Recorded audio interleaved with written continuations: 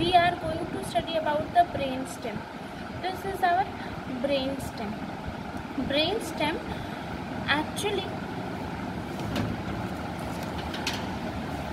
connects the spinal cord. This is the spinal cord and this is the forebrain, and this is our brain stem. So brain stem connect the spinal cord with the forebrain. You can see in this specimen also.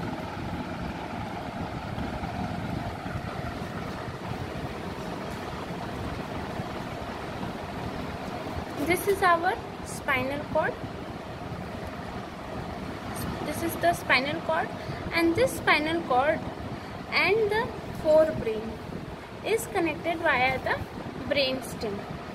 Okay, so this brain stem, let's see the location, is located in the posterior cranial fossa. This is the posterior cranial fossa, and in the posterior cranial fossa we have a clivus formed by basi-occiput and basi-sphenoid. This is the clivus on which forebrain is located like this. Okay. So anteriorly we can see the clivus is located, and posteriorly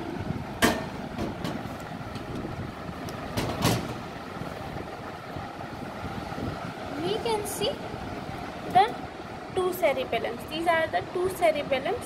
This is the brain stem.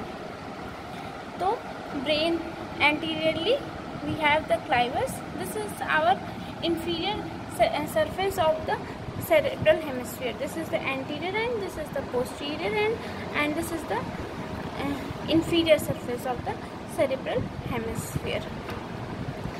So here we saw the clivus in the skull, and these posteriorly, these are the two cerebellums. Between the cerebellums and the medulla and pons there is a space. This space, this is the fourth ventricle. So the brain stem is separated from the two cerebellums with the help of the cavity which we call the fourth ventricle. So this was the location of the brain stem. Now in brain stem we have mainly three parts: the medulla, the pons, and the midbrain. We will discuss them one by one. First we will discuss the medulla.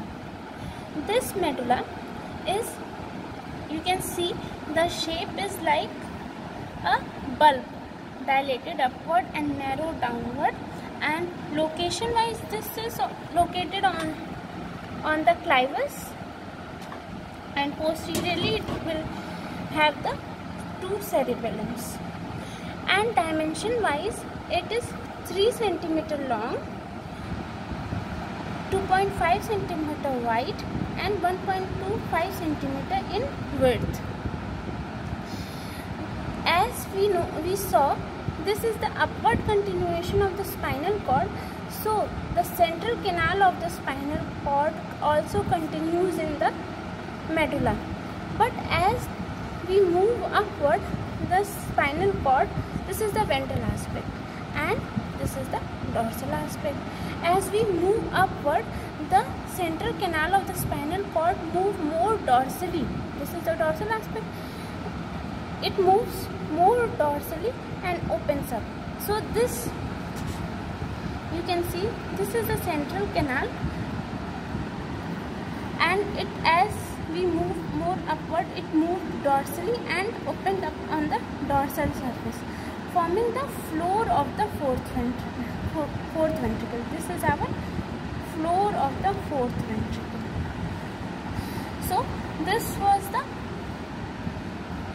extent, location, dimension, and all that. And if we see externally, we can see many sulcus and many elevations on this medulla, both on the ventral aspect and on the dorsal aspect. We will see them one by one. Starting from the midline, we will move laterally. This is the anterior median fissure. Anterior median fissure.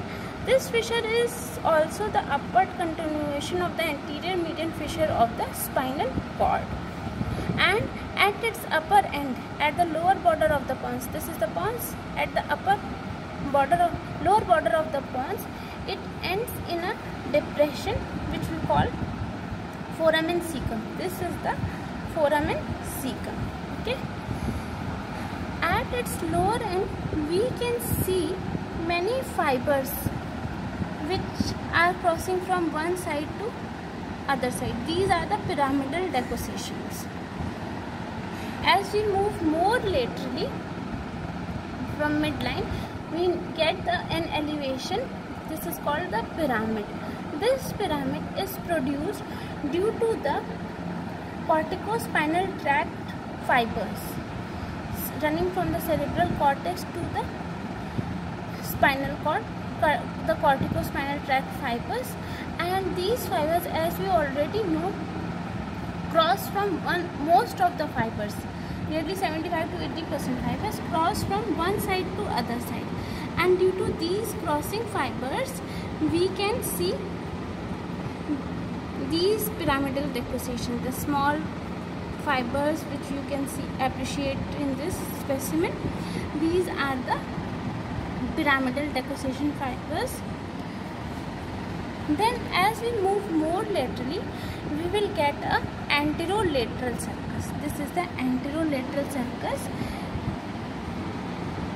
This sulcus is located between the pyramid and the olive, and from this sulcus exits the rootlet of the hypoglossal nerve. This sulcus. And as we move more laterally, we get a next elevation which is called olive, and this olive is produced due to the inferior olivary nucleus. And as we move more laterally, we get the posterolateral sulcus. This is the posterolateral sulcus from where the 9th, 10th and 11th cranial nerve exits. This is the posterolateral sulcus. As we move more laterally and posteriorly, we will get the cerebellar peduncle. This is the cerebellar peduncle. This is the inferior cerebellar peduncle, through this inferior cerebellar peduncle, the medulla is connected to the cerebellum. Now coming to the dorsal aspect. This is the dorsal aspect. In this also we can see many sulcus and elevations starting from the midpoint. This is the posterior median sulcus.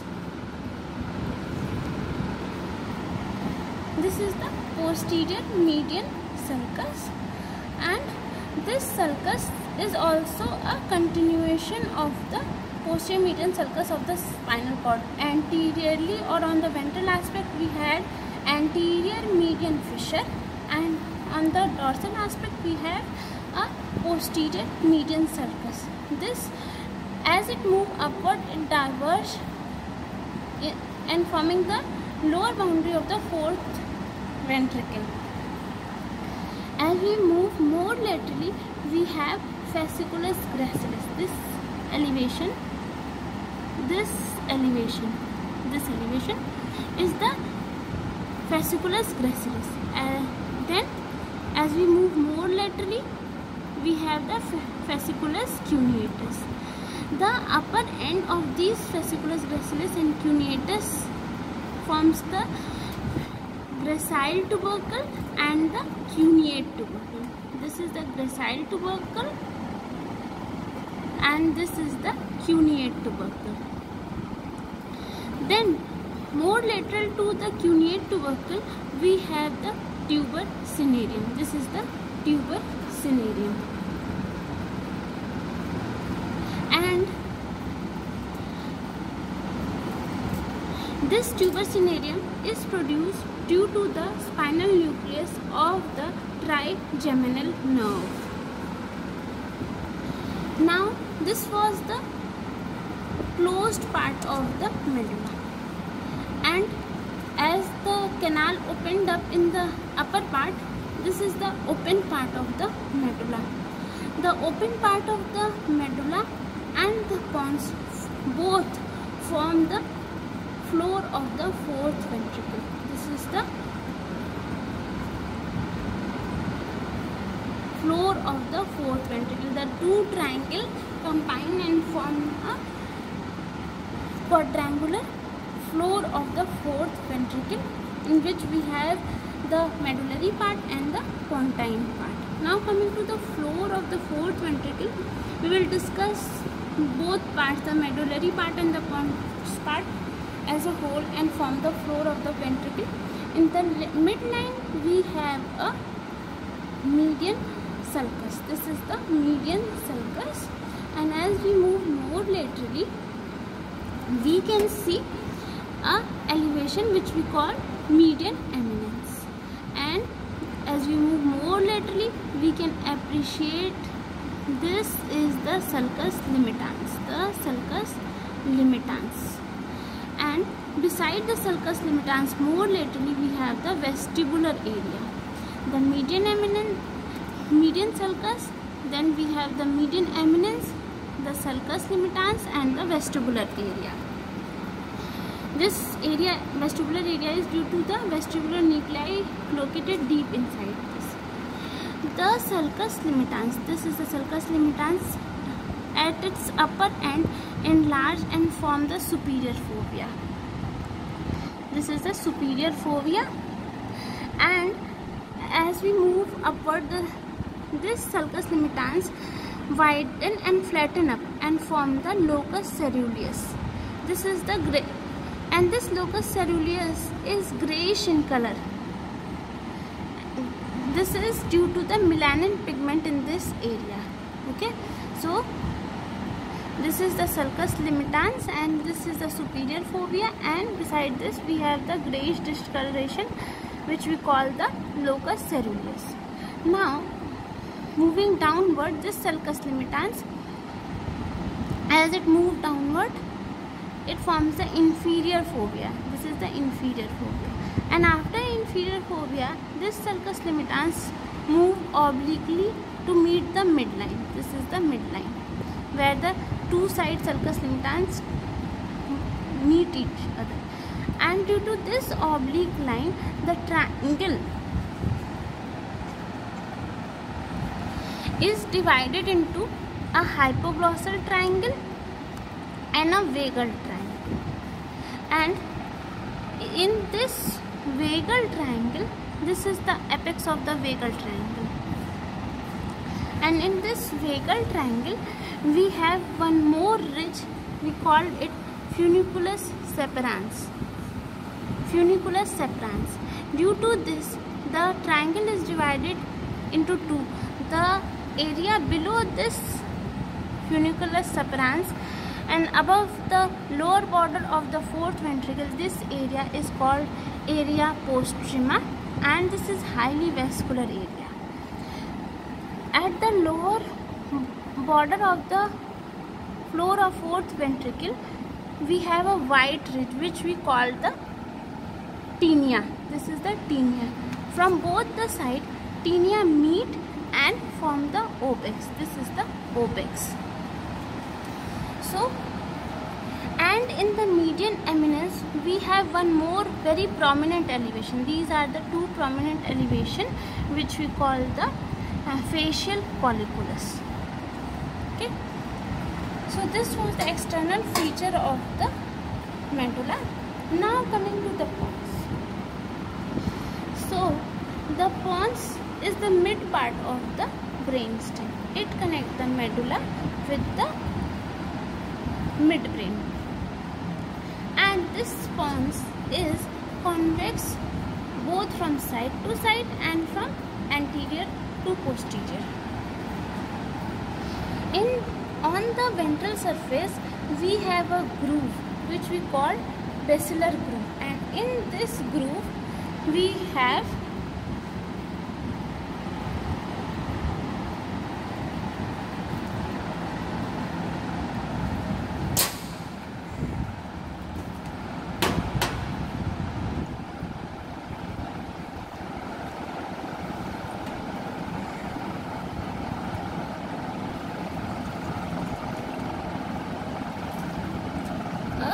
basilar artery. This is the basilar artery.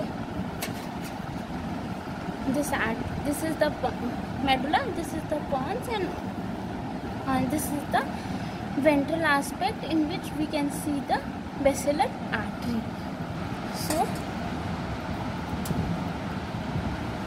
on the ventral surface only we can see many transversely running fibers. These are the transversely running fibers, which are the fibers of the pontocerebellar tract.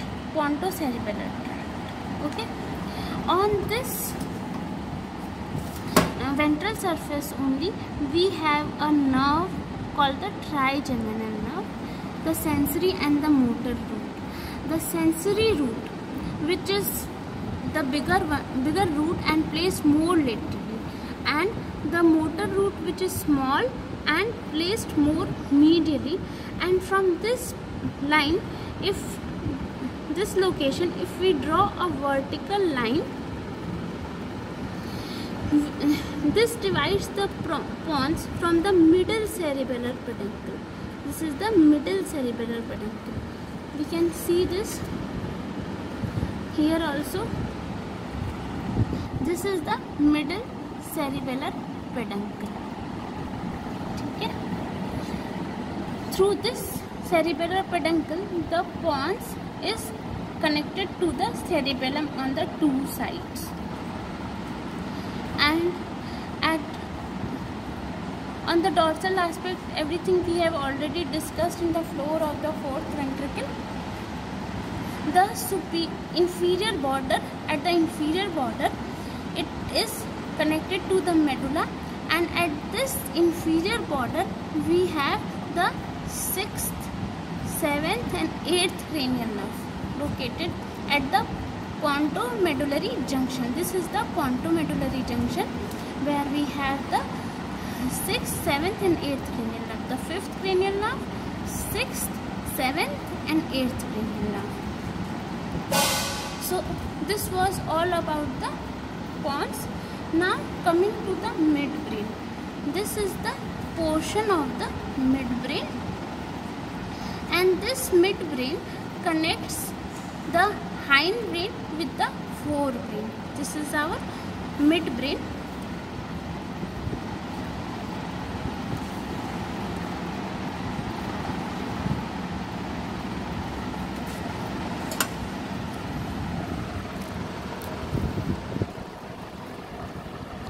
In this specimen you can see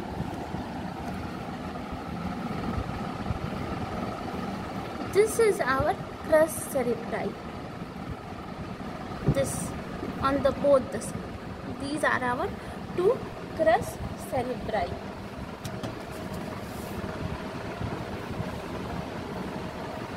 Located on both the sides. So the size of the midbrain is 2.5 centimeter into 2.5 centimeter, length 2.5 and breadth 2.5 centimeter. It comes out through the tentorial notch. This will be the location of the tentorial notch through which it moves upward. And on the sides we have, in this specimen you can appreciate, we saw that this was the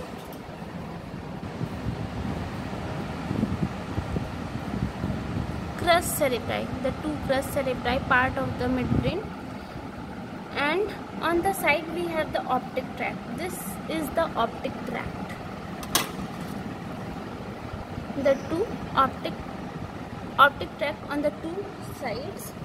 Then we have the para-hippocampal gyrus area, and anteriorly, this is the anterior aspect. Now if you orient yourself, this is the anterior aspect, and on this anterior aspect the brain is located like this.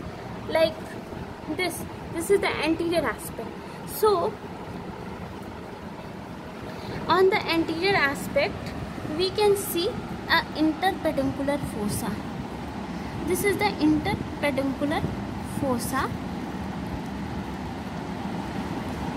and in this interpeduncular fossa you can appreciate two mammillary bodies and a tuber cynarium. This is the tuber cynarium and the two mammillary bodies. So on the side we have the optic tract, the two optic tract. Anteriorly in the interpeduncular fossa we have the two mammillary bodies and the tuber cynarium, and posteriorly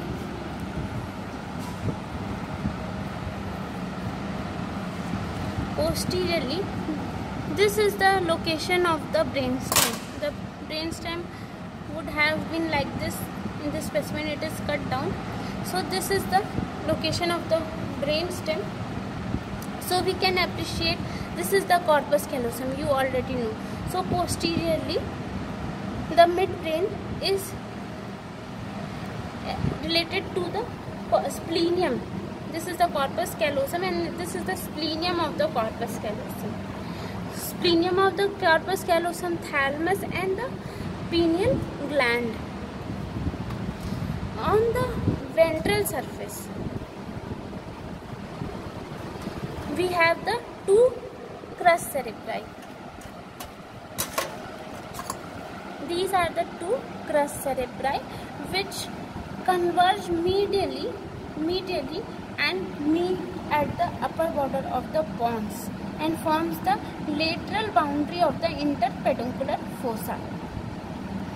And this have many corrugated, we can see if the specimen would have been complete, we would have been able to see many corrugated lines.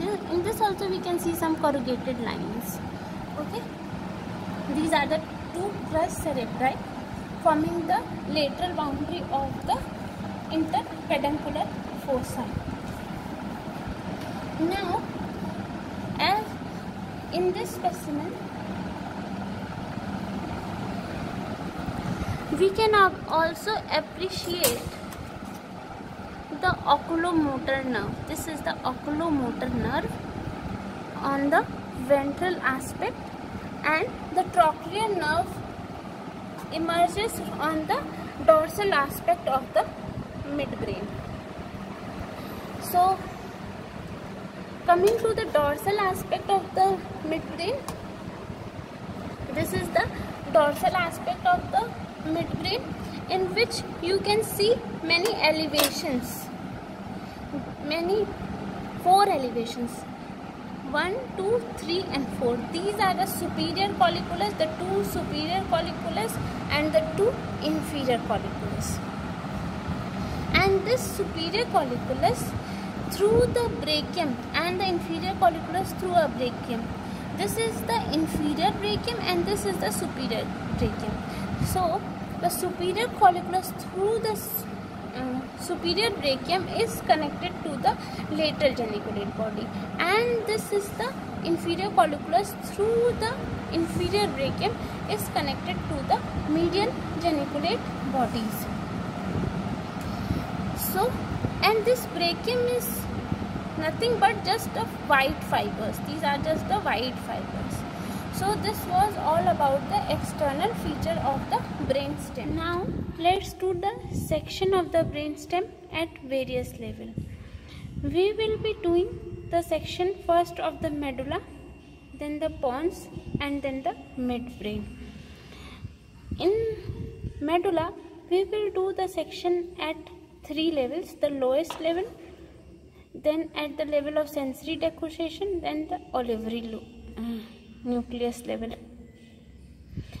We will do them one by one. In this section you can appreciate these are the two pyramids. One thing I want to explain you,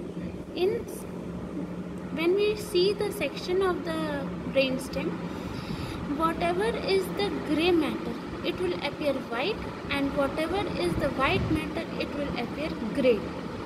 So this, or you can say it, the white matter will appear a much darker shade and the grey matter will appear a much lighter shade. or whitish appearance. So in this section you can appreciate these two dark gray colored structure. These are the two pyramids which are created by the corticospinal tract fiber. So this is our ventral aspect and this is our dorsal aspect. You can appreciate the pyramids. These are the two pyramids. So let's see the things. These are the two pyramids and in the center you can see the central canal, and this is the anterior median fissure and this is the posterior median sulcus. So moving from midline laterally, you can see in the midline, this is the fasciculus gracilis, the fasciculus cuneatus, then the spinal tract and the nucleus of the trigeminal nerve. Then you can appreciate this grayish color, darker shade, the posterior spinocerebellar tract, then the spinothalamic tract. Then moving more medially, you can see the pyramidal decussation. In the center you can see the pyramidal decussation. So this was the section at the lowest level. Then moving more higher, in this section also this is the ventral aspect, this is the dorsal aspect. You can see here, this is the lower level, this is the higher level. How this I can say is, these are the two pyramids, and here at this location the olive is going to start form. The formation of olive is being started from here, from this location. So this is at the lower level, and in this view on the dorsal aspect you can see this is the floor of the fourth ventricle, the lowest portion. Here is the apex, and as we move upward we saw in our external features the floor of the fourth ventricle widener. So this is the lowest point, the apex, and this is the floor of the fourth ventricle. So this is the section where the olive has just started to form. So in this section what we can appreciate is the two pyramids, then the central canal, then the nucleus gracilis, then the nucleus cuneatus, then the posterior spinocerebellar tract and the spinothalamic tracts, then the reticular formation with the internal arcuate fibers at this location. Then in the midline you can see medial lemniscus. This is the medial lemniscus on both the sides. You can see the dark grayish appearance of the medial lemniscus. So, and here very faintly the inferior olivary nucleus. This is not very much clear, but as soon as I turn this section, in this view you can see much better the inferior olivary nucleus, and this is the floor of the fourth ventricle where the hypoglossal and dorsal nucleus and nucleus tractus solitarius can be seen. This I will show you in a higher section at a higher level. Here you can see the medial longitudinal bundle, the tectospinal tract, the medial lemniscus, in a row here, the grayish, dark grayish appearance. These are the tracts, these are the fibers, but which are the white matter, but they will appear grayish. Then we will move much at a higher level and see the things in more detail. Now in this section, which is at the level of olive, in previous section the olive was just started. Now the olive is much more clear, very beautifully seen, the inferior olivary nucleus, the purse string appearance, and the pyramids, and the medial lemniscus, the tectospinal tract, the medial longitudinal bundle in a row in the midline. Then moving more posteriorly or dorsally, the hypoglossal nucleus, then the dorsal nucleus of vagus, then the spinal tract and the nucleus, and above that we have the inferior cerebellar peduncle on both the sides, the inferior cerebellar peduncles. Then we have reticular formation. So these are the things which we have to see in the section of the medulla at the level of olive. Let's do the section of the pons. This is the section of the pons at the middle level. This is the floor of the fourth ventricle. Floor of the fourth ventricle. Then we can see here the medial longitudinal bundle, the grayish mass, then the whitish mass, the reticular formation. Then in the midline we can see decussation of the trapezoid body, and more lately on both the side we can appreciate the medial lemniscus. These are the transversely running fibers of the pons going to the cerebellum. These are the longitudinal fibers of the pons, longitudinal bundle of the pons, and this is the middle cerebellar peduncle connecting the pons to the cross section of the pons at a higher level. In this section we can see the trochlear nerve. Then this is the grayish mass, which is the medial longitudinal bundle. Then as we move more downward, we can see the medial lemniscus, and then we can see some fibers of the superior cerebellar peduncle which connect the midbrain through the cerebellum. These are the transversely running fibers, and in between we can see the longitudinal bundles of the pons. We are going to do the section of the midbrain. This is the section of the midbrain at the level of superior colliculus. This section looks like a half band shape. In this section you can see this is the cerebral aqueduct connecting the fourth ventricle to the third ventricle. If we draw an imaginary line through this cerebral aqueduct, all the structures behind this is the tectum, and in front we have the cerebral peduncle. So dorsally we have the two superior colliculus in the tectal part, and ventrally we have the tegmentum, then the substantia nigra, the grayish colored substantia nigra, then the two crus cerebri. And if around this cerebral aqueduct at this location you can see mesencephalic nucleus of trigeminal nerve and the oculomotor nerve nucleus. Then you can also appreciate a very specific feature of the midbrain. These are the two red nuclei. Then here you can see various nuclei, lemnisci, the spinal lemnisci, the trigeminal and the medial lemnisci.